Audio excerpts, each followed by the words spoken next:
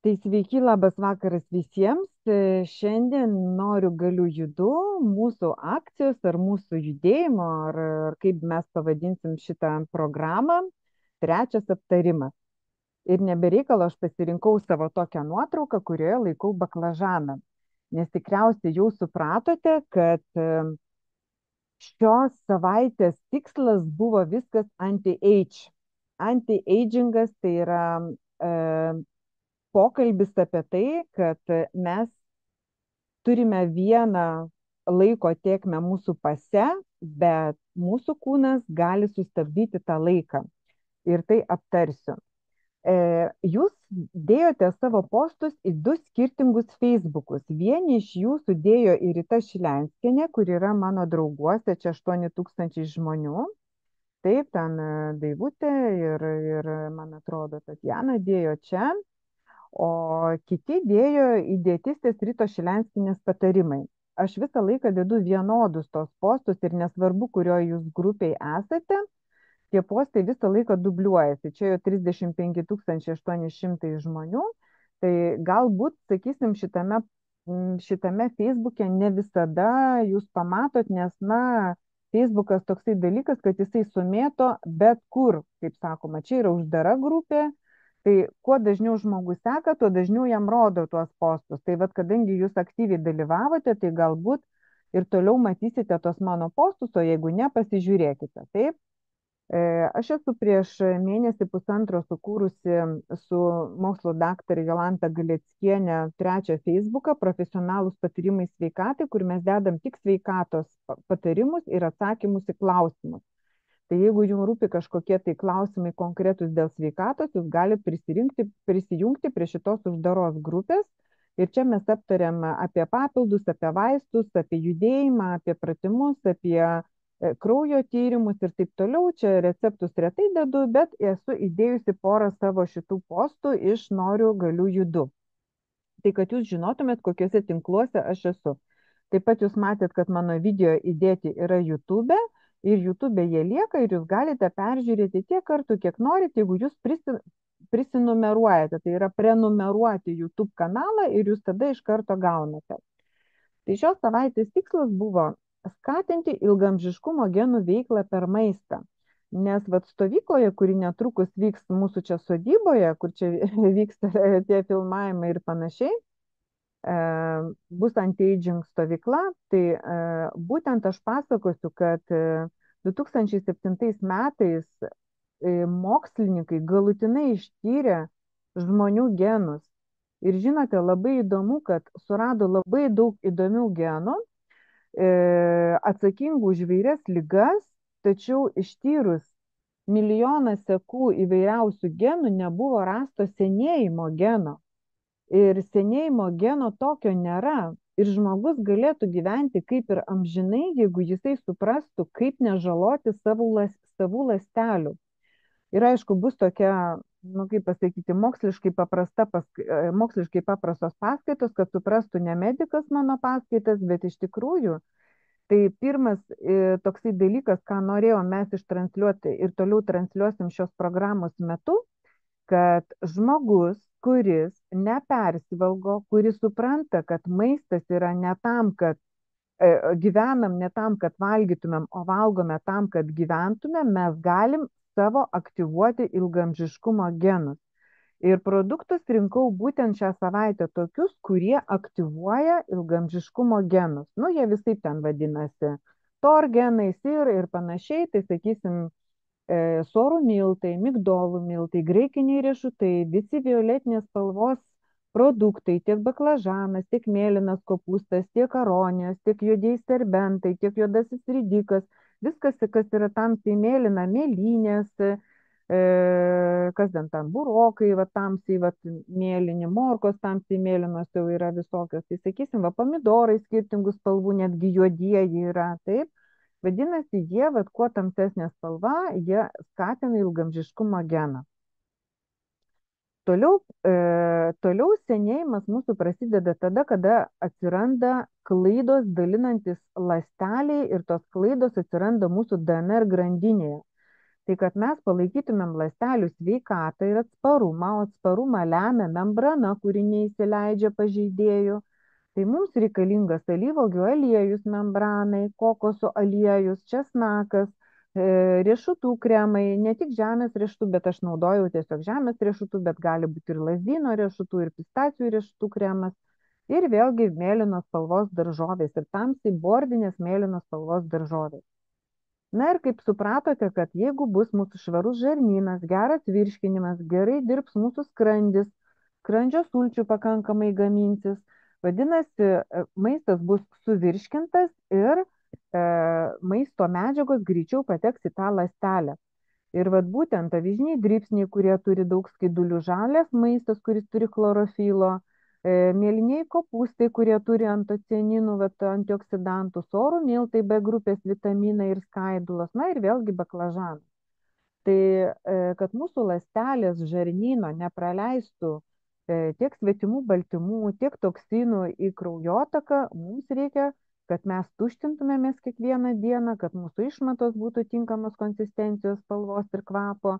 Ir sakysim, kad mes valgytumėm teisingai, tai yra be dirgiklių, su malonumu, gerai sukramtytumėm, neužgerinėtumėm valgio metu, atsigertumėm didesnį kiekį prieš maistą, o maisto nepaliktumėm bakterijų burnoje, taip ir atsibūdus. Tai vat visas šitas mūsų pamokėlis turi būti tiesiog tokie kasdieniniai įprasti dalykai, kurie nereikalautų pastangų, o reikalautų jūsų tiesiog sąmoningų žingsnių, kurie taptų tradiciniais kasdieniais įpročiais, taip kaip dantų valymas, taip kaip, sakysim, užsikloti einant miegoti ir panašiai.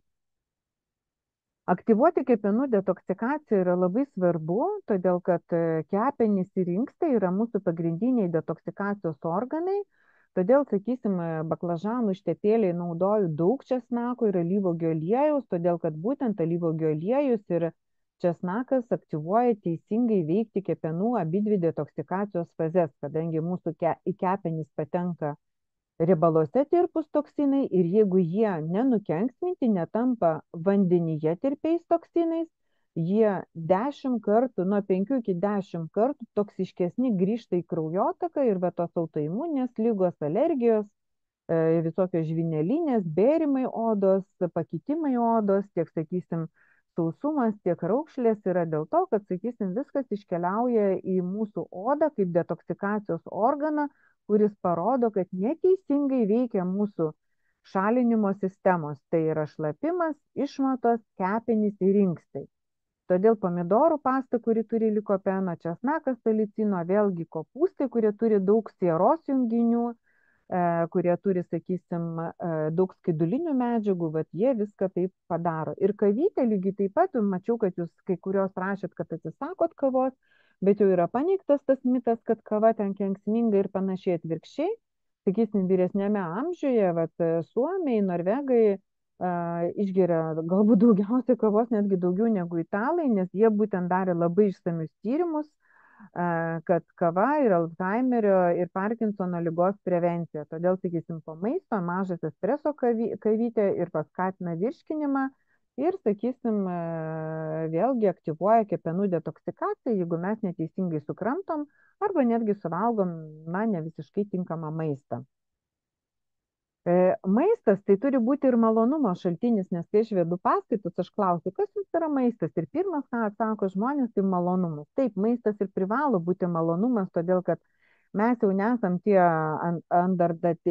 andertaliečiai žmonės, kurie bėgiodavo su stresu paskui mamutą ir stengdavosi jų sumedžioti. Maistą mes gaunam ramiai, nuėję parduotuvę ar turgų ar į savo darželį, pasiskynę, su meilė jį pagaminę ir su džiaugsmu pasitiekę gražiai ant stalo. Tai mes turime išmokti mėgautis maistu, mylėti sveiką maistą ir suprasti, kad nėra sveiko ir nesveiko maisto. Yra normalus maistas, kuris reikalingas jūsų kiekvienai ląsteliai, kiekvienai jūsų žarnyno bakterijai, gyventojai, ir yra nenormalus maistas, tai yra perdirbtas, rafinuotas ten ir panašiai. Tai, sakysim, mityba apskritai turi būti paprasta, tokia, kokią valgė mūsų prieš kelis šimtus metų žmonės, kurie nežinojo, kas yra saldus sūreliai, kas yra dešrelės, kas yra, sakysim, ten kažkokios tai užtepėlės konservuotos, kur su tortai su 35 ir panašiai.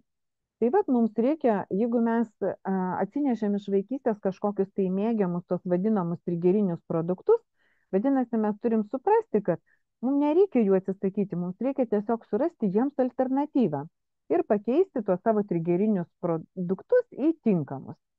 Tai paskutinėje savo 20-oje dienoje taip švelniai pareklamavau knygą, kurią be galo myliu. Ir ją atvežė tiesiai man pati spaustuvės vadovė ir sakė, tokio grožio ir tokios išminties knygos mūsų spaustuviai nebuvo 15 metų. Ir jinai net nusifotografavo su manim, paprašė, kad, sako, šita knyga jau nukeliavo ir į Suomiją, ir į Ameriką, ir į UK, ir Norvegiją, todėl kad į ją 2 metus per pandemiją mes visa šeima sudėjome nepaprastai daug laiko ir daug energijos ir daug išminties, kadangi dirbom visi šeimos nariai, ne tik aš ir mano anūkė, kuri vardus rinko, ir žentas, kuris piešė šitoj knygoje ir sugalvojo istoriją, ir mokslininkė mano dukra, kuri psichoanalitikė ir sukūrė tam tikrus užduotis tėvams ir vaikams, kurias turime atlikti.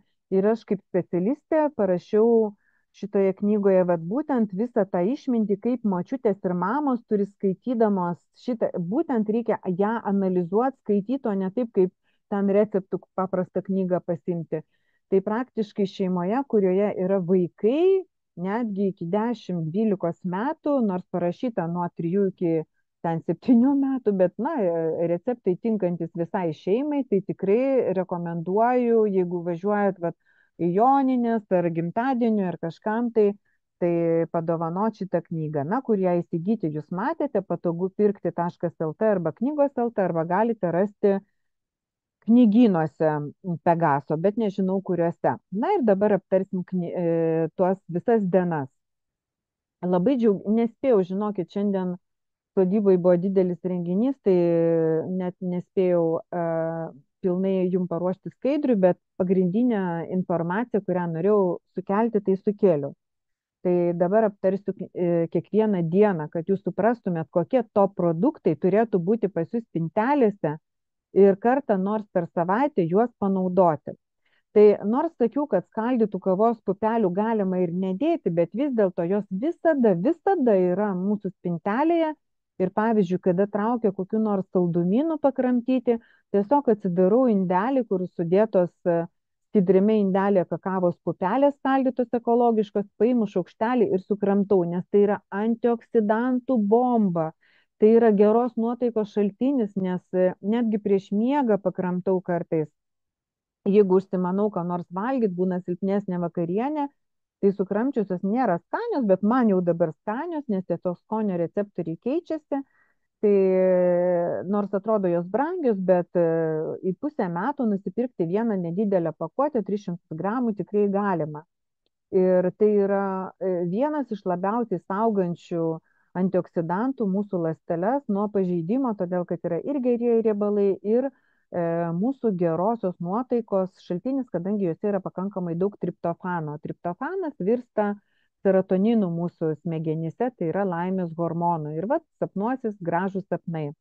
Lygiai taip pat kaip ir tamsus šokoladas, kuris panaudotas šitose batonėliuose, bet reikia rinktis, kad nebūtų cukraus, daug cukraus. Ir dažniausiai iš renkuosi 85 ir netgi 90 gramų, nes saldumą mes gaunam iš saldžių vaisių gamindami šitos batonėlius, galų gale galima pridėti, jeigu labai norisi dar saldžiau, daugiau bananų arba daugiau džiovintų vaisių, arba netgi ksilitolio arba eritritolio, kuris saugos mūsų dantukus. Ir jūs svarbiausia matot kainą. Ką aš noriu parodyti šitais receptais, kaip greitai ir paprasta pasigaminti. Ir iš tikrųjų už 22 centus tokio lygio batonėlio su godžių uogom, su šokoladu tikru, su skaldytom kakavos pupelėm jūs nerasit. Aš šitas kainas rinkau pagal Barborą, kad, tiesiog, nes parduotuvėse galima skirtingas ir netgi be akcijų kainas, tai va jūs netgi galite pasižiūrėti, kad sveikų batonėlių už tokią kainą nenusipirksite. 16 diena yra 3 top ilgamžiškumo produktai ir jie visi yra tamsios spalvos, tai yra mėlynasis kopūstas, kuris pilnas antocianinų, labai stiprių antioksidantų, bet svarbiausia jo nesukepti, nesutraškinti, nesuvirti, nes visą laiką akcentuoju, kaip trumpai turi būti gaminamas maistas. Juodųjų ryžių gemalai, kurie yra kosminis papildas, kuris gali paskaninti bet kokias salotas, ypatingai vasarą, kada valgysim daugiau maisto, o aš dedu netgi ir į trintų uogų želę ir panašiai. Tiesiog kiekvieną dieną po tokį nedidelį šaukštelį stengiamės kažkur tai pamaišyti ir mums dviems užtenka 1,5 mėnesių tokio indelio. Tai dviems padalinus, ten 15 ar 16 eurų, kiek jie kainuoja, 7 eurai mėnesiui papildams tikrai nėra brangu. Na ir alyvuogių aliejus, mononesotieji riebalai širdžiai, rodai, tai yra jūsų kiekvienos ląstelės apvalkalėlio sveikata. Toliau 17 diena yra vafliukai, tai kaip sakiau, mano trigeriniai produktai, bet čia išskyriau 4 produktus, nes sorų miltai nepaprastai žmonėms, kurie mėgsta miltinius patiekalus. Aš dažnai, kadangi vasarą daugiau leidžiam sodyboje laiko, tai nenuvažiuoju iki Vilniaus, bet Vilniuje Rimi parduotuvėje visą laiką praktiškai randu didžiosiose Rimi sorų miltų, kitur nelabai matau, bet Rimi, XL parduotuvėse, tai jau tada užsiperku didesnį kiekį, o šiaip tai aš susimalu su savo zylę, sorų kruopas visada galima rasti. Ir šiandien vienas svečias, viena moteris atėjo pas mane ir sako, klausykit, turiu tokią problemą, 2,5 metų vaikas siaubingai serga žvynelinė ir taip toliau. Aš jai parodžiau šitą knygą, sakau, o jūs verdat sorų košę, todėl kad, sakau, sorų skaidulas labai gerai valo žarnyną, pamaitina bakterijas, B grupės vitaminą, nes, sakau, aknė pirmas dalykas yra ir aknė, ir žvynelinė yra netvarkingo žarnyno disbiozės problema. Jis sako, o kas tai yra sorų kruopas? Ir aš jai parodžiau, jis sako, aš pirmą kartą tokias matau. Tai tiek jaunam, tiek mažam, tiek mums vyresnio amžiaus žmonėm pamilkite šitą kruopą, todėl kad ji praktiškai net nebūtinai gali būti ekologiška, ji tokia yra atspari ir jinai auginama labai nuo senų laikų Kazachstano stepėse, nuo seneliai jie valgė šitas sorų kruopas, nes jinai atspari ir sausroms, ir kaitrai, ir šalčiui, ir panašiai. Ir netgi jų nepuola vabalai visokie insekticidai, todėl kad jis savaime turi gynybinių funkcijų. Vadinasi, tas gynybinės funkcijas mes galim pasiimti savo iš žarnyną. Na ir toliau migdolų miltai ir migdolų riešutai, kurie mažina cholesterolį ir stiprina mūsų kaulus. Kokosų aliejus, tai yra vidutinės grandies riebalai, kurie suteikia energijos, spartina medžiagų apykaitą. Ir pavyzdžiui, iš kokoso aliejaus yra toks MCT, 3 didelės raidės, skystas aliejus, tai taip pat yra kokoso aliejus, tačiau pašalinti tie kietieji riebalai, kurie padaro tą aliejų tokį kietą. Tai pavyzdžiui, rytinė kavytė, jeigu jūs atsibudot be energijos, trūksta energijos, tai galima įsimaišyti šaukštelį paprasto, ekologiško, nerafinuoto kokoso aliejaus arba turėti butelį MCT to aliejaus. Jo būna irgi didžiosiuose Rimi, būna Levinė, būna keto parduotuvėse, kas pardavinėja keto produktus ir panašiai, todėl kad čia yra pagrindinis keto dietos besilaikančių žmonių energijos šaltinis. Ir svarbiausia, kad šitie riebalai labai lengvai skyla ir suteikia mums smegenims labai energijos. Ir jeigu po pietų dažnai traukia prie miegelio arba neturite jėgų, tai tikrai rekomenduoju naudoti kokoso aliejų. Ir tokie blineliai, pavyzdžiui, gali būti pietums su kavyte, su kokoso pienu kavytėje, gali būti ta vadinama balta kava. Ir 2, 3 ir 4 tokie vafliukai bus puikiausi pietus. Taip. Na ir žemės riešutų ir kitų riešutų kremai, tai yra mums baltymų šaltinis, nes mums reikia baltymų ir riebalų tam, kad jaustumėmės sotus, neužkandžiautumėm ir kad nenyktų mūsų raumeninė masė, todėl kad senstant sarkopenija, tai yra raumenų nykimas, yra pagrindinė problema, nes kada nyksta raumenys, tuomet slenka apačion visi mūsų vidiniai, reiškia mūsų vidaus organai ir pavyzdžiui, bet tas šlapimo nelaikymas, kada nėra palaikoma raumenis, nepalaiko dubens, mažajam dubenyje esančių, reiškia, mūsų visų organų. Ir vat, sakysim, tiek visi kiti dalykai susiję vat, su tokiu raumenų silpnumu, tai mums baltymų tikrai reikia taip kaip ir sportininkams, nemažai. O jeigu dar skrandžio sulčių pakankamai neturim, skrandžio rūgšties, kuri nesuskaido baltymus ir nepadaro juos prieinamus ląsteliai, vadinasi, apie baltymų kiekį galvokite kiekvieną dieną sėdant prie stalo. 18 diena tai yra riebi žuvis, menkė, kuri yra neauginama dar aptvaruose, neauginama pramoniniu būdu ir ji yra lengvai virškinama ir tokie kotletukai vyresnėme amžiuje, ypatingai kada kramtymas silpnesnis, kada bijoma paspringti, nes tai yra be kaulų, nukaulinta ir iš tikrųjų tai yra omega 3, nors ten omega 3 jau mažai lieka. Apskritai apdorotoj, virtoj, keptoj, troškintoj žuvy omega 3 iš tiesų lieka labai mažai. Praktiškai žalia žuvis, tai yra sūdyta arba papildai vienintelis tinkamas omega 3 šaltinis. Avižiniai dribsniai čia panaudoti vietoj baltų miltų, ką mes įpratę kotletus apvolioti, ten daryti žuvies pirštelius. Ir kada mamos sako, mano vaikas valgo žuvį, sakau, kokiam pavidalė žuvies pirštelių.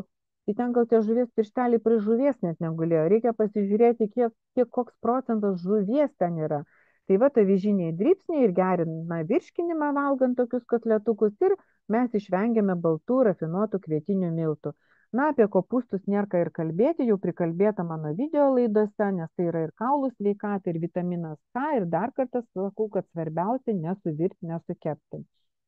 19 diena baklažanas, graikiniai riešutai ir česnakas, na, antioksidantas, kuris mažina cholesterolį, palaiko širdies sveikatą, kraujospūdį, nes daugiausia vyresnėme amžiuje kankina sąnarių problemos, silpnėja kaulų sistema, raumenų sistema, kraujospūdžio ir širdies ritmo sutrikimai. Tai vat, visi šitie produktai ir parinkti tam. Rukola, sakysim, kartumynas, kad paskatintume tulžį ir visokių patogenų naikinimą mūsų žarnyne. Na ir aišku, kaip skaidulos, kurios pamaitina mūsų žarnyno bakterijos. Pica, labai džiaugiuosi, kad kepėte, kad darėte, skubėjote pasimėgauti šituo patiekalu, ypatingai buvo šeštadienis, tikiu ir pasilikau ją šeštadienį, maniau, kad aplankysiu irgi šeiminiškiai, anūkai, vaikai ir panašiai. Tai šiaip yra labai vertinamas čederio sūris, ne tik tai dėl to, kad jame tik 3 ingredientai, bet jisai turi dažnai būna praturtintas kalciu ir niekada nerekomenduoju papildomai vartoti kalcio papildų, todėl kad mes gaunam kalcio su lietuvišku vandeniu, labai mūsų kalcingas vanduo Lietuvoje, tai vat kalcio papildų neverta vartoti, nes papildomi kalcio papildai daro mūsų kaulus tik trapesnius, o va tokį čederio sūrį, kuris palaiko ir raumenų funkciją ir panašiai, tai sakysim, tikrai galima daryti.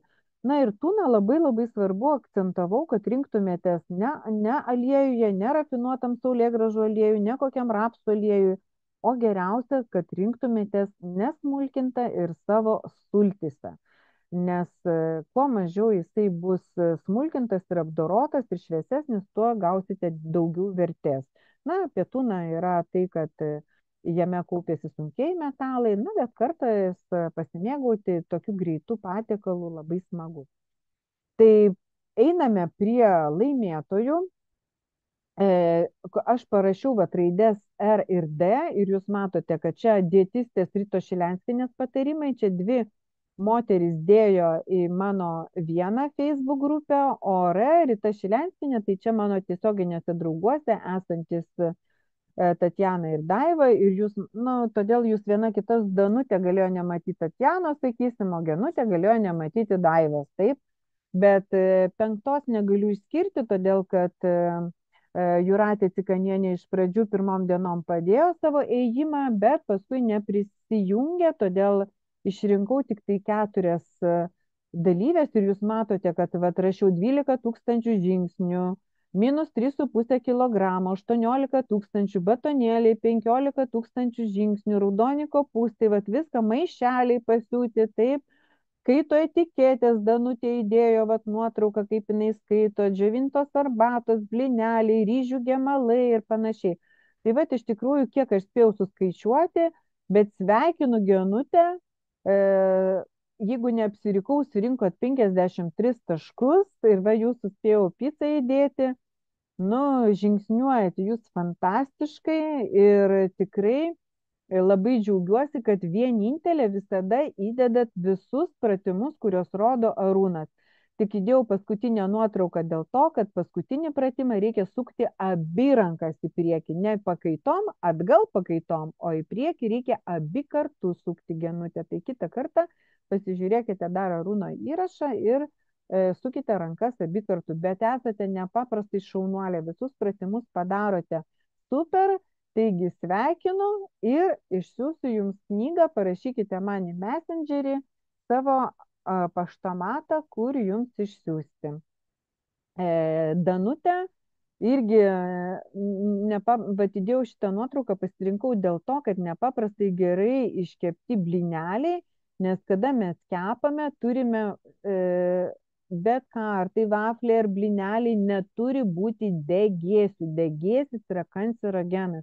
Ir labai gražiai per pusę padalinta lėkštė, nes visada mūsų lėkštė turi būti lėkštėje pusė lėkštės daržovių. Tai Danutė kiekvieną vakarą atsiųsdavo savo laikroduką nufotografuotą, kosminis žingsnių skaičius, sudeginta kalorijų kiekis, neįsivaizduoju moteris, kaip jūs tiek prižingsniuojat, bet taip pat labai labai sveikinu. Taip pat parašykit, prašau, man, kur jum išsiųsti. Taip, o kiek čia taškų? 30 taškų Danutė surinko, bet gal aš apsirikau, gal ne viską, žinokit, suskaičiavau iš tikrųjų. Tatjana, va, jau įsigijo ir mano mylimą finką aliejų Letorė, labai myliu šitą ekologišką aliejų, bet jau išbaigiau, už tai šį kartą nerodžiau. Toliau, va, irgi įsigijote ir gemalų, ir žingsnių visada laikroduką atsiunčiate 45 taškai ir nebespėjau įkelti jūsų nuotraukų, bet praeitą kartą matėm jūsų nuotraukas ir visi, kas nori, gali pasižiūrėti, peržiūrėti dar atsiliepimus po mano įrašai. Taigi sveikinu. Na ir Daivutė, baklažanų užtepėlė. Ir jūs matote, čia rūginis paplotėlis, Daivutė gyvena Anglijoje. Ir mano, pavyzdžiui, dukra irgi gyvena Suomijoje, tai Daivutė atsiuntė apakelio turinį. Tai, sakysim, iš ko padaryti šitie trapučiai. Tai trapučiai turi būti, kaip ir Suomijoje, man labai patinka, kad vanduo, rūgiai ir, sakysim, druska. Tai yra viskas gerai, bet vis dėlto rūgiai turi glitimo. Ir jeigu jūs norite turėti sveiką žarnyną, aš dar kartą sakau, ne tik tai kvietiniai miltai, bet rūgiai, kviečiai, miežiai. Ir miežiai tai yra ir perlai, perlinės kruopos, ir skaldytos perlinės kruopos, ir ten skaldytos miežinės kruopos. Jeigu norite susitvarkyti žarnyną, 2-3 mėnesius išimkite šitą dalyką iš savo mitybos. Na ir 50 taškų. Kiekvieną dieną įdėti žingsniai, todėl tikrai sveikinu ir dovana mano knyga. Nu, klausimas, ar galima sustabdyti laiką, ar galima pakeisti kūną, tikrai taip. Ir vedu stovyklas Lietuvoje, užsienį, artimiausia stovykla birželio 27-29 dieną čia pas mus. Ir renginiai, kuriuose žmonės valgo labai sočiai ir netgi mato truputėlį raudono vyno pagal Viduržemio jūros dietą. Stovyklose užsienio mes ragaujam ir gražus spalvotas maistas ir gaminam duoneles, taip, ir džiaugiamės, kokia mūsų kompanija. Tai jeigu norite toliau su manim draugaut, bendraut gyvai, tai rekomenduoju susitikti.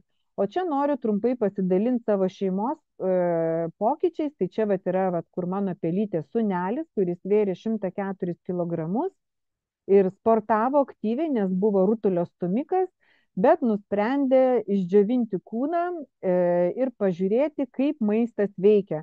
Tai valgydamas daug baltymų ir riebalų ir atsisakęs visiškai angliavandenių per 8 mėnesius, va taip pat išdžiovino kūną iki 4 procentų tik tai riebalų savo kūne. Tai kodėl aš sakau ir mes akcentavom ir Arūnas jums rodė visų 3 tipų pratimus, mums vyresniems nereikia tokio kūno, čia jaunimo, kaip sakoma, išsigalvojimai, bet kardio reikalingi, kad mūsų raumuo pagrindinis, kuris mums suteikia gyvybės, yra širdis. Ir už tai kardio pratimai reikalingi jėga, nes visur yra mūsų raumenys ir mūsų išmatas stumia žemyn, būtent raumenys, kurie yra lygieji raumenys, tiesiosios ir plonosios žarnos sienelėse. Ir ištvermės pratimai tai yra vaikščiojimas. Vat štai taip aš atrodžiau 2008 metais, vat matote Marokė, taip.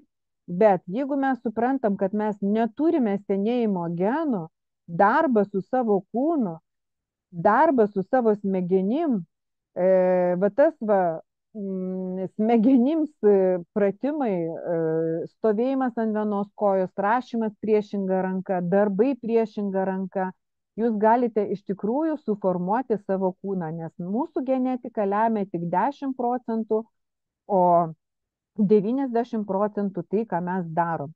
Ir jums svarbiausia, kad suprastumėt, jog subalansuota mytyba tai yra surinkti baltymų per kiekį, riebalų kiekį, kuo mažiau angliavandenių, kad per dieną būtų 7 daržovių, skirtingų daržovių jūsų lėkštėje ir per savaitę 21 skirtinga daržovė. Ir kiekviena daržovė turi turėti savo vitaminus, mikroelementus. Pakankamai turite išgerti vandens ir atsisakyti perdirbto maisto.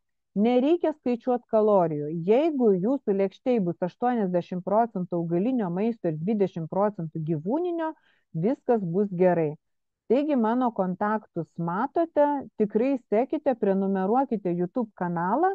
Mūsų programa dar nesibaigė, tačiau jinai paretės, kadangi pas mus čia labai tikrai sodyboje daug renginių, daug darbo ir aš pasistengsiu 1 ar 2 kartus įvykdyti savo pažadą ir padaryti 30 dienų ir toliau dėsiu linksmus vaizdelius, bet jie ne tai, kad linksmi, jie yra paprastai motyvuojantis, kad jūs suprastumėt, kad mes neturim senėjimo geno, mes turime tik neatsakingą požiūrį į savo kūną. Tai va, baigiau.